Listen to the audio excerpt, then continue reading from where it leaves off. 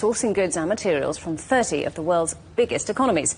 It identified that Mexico, Turkey and Russia had the highest risk as countries because of political instability and weak compliance. The United States came 13th. The report says it's seen as more risky than countries like Brazil and South Africa because of geopolitical and climate-related risks, as well as labour costs. Safest region? Well, that was Europe. The report says it's a good place to source goods and materials from because of its relative stability and high levels of compliance. But this is reflected in higher costs. Well, let's talk now to Dr. John Glen, who's Chief Economist at the Chartered Institute of Procurement and Supply in London. Good to see you, Dr. Glen.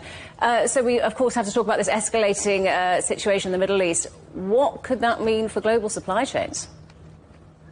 Well, immediately in the Middle East, you've got 2 or 3 key supply chain lanes, if you like. You've got the Straits of Hormuz, via which much oil comes out of the Middle East, and obviously that could have a significant impact on oil prices if the straits were closed. You've obviously got the Suez Canal, and we've seen recently that attacks on shipping in the Suez Canal have forced shipping to go around the Cape in South Africa and have increased the amount of freight on the water and the length of time that it takes. And then perhaps the one thing that people are ignoring is Jebel Ali in the United Arab Emirates, which is the busiest port in the world if you take the Chinese ports and Singapore out.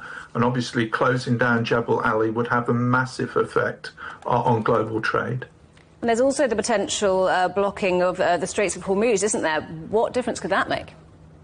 Yeah, as I said, if the Straits of Hormuz were to be shut, it would stop oil, a significant quantity of global oil being shipped out onto the markets, and that would significantly increase the oil price. Now you're actually talking oil prices towards $100 a barrel, if not in excess of it. Right, well, let's return to this report then, which put Mexico, Russia, India, the Philippines and Turkey as the top 5 most risky places. What do you think put them there? Well, different things. What the report sought to do was look at the different elements that were causing risk in global supply chains. So if we take Mexico, a lot of that is geopolitical. It's to do with the tariffs. It's to do with the renegotiation of what older people used to call NAFTA and is now the USMCA agreement, which is up for renegotiation in 2026. And that whole free trade North American thing is under severe pressure because of the position the President of the United States has taken with respect to tariffs.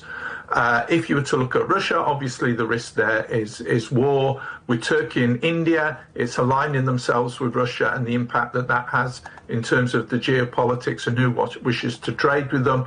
And then if we look at the Philippines, the issue with the Philippines is what we call regulatory volatility, in that the regulatory environment is not stable, and therefore organisations don't know the ground rules, as it were, when they're trading in the Philippines. John, thanks so much for talking to us today. That's Dr. John Glen from the Chartered Institute of Procurement and Supply.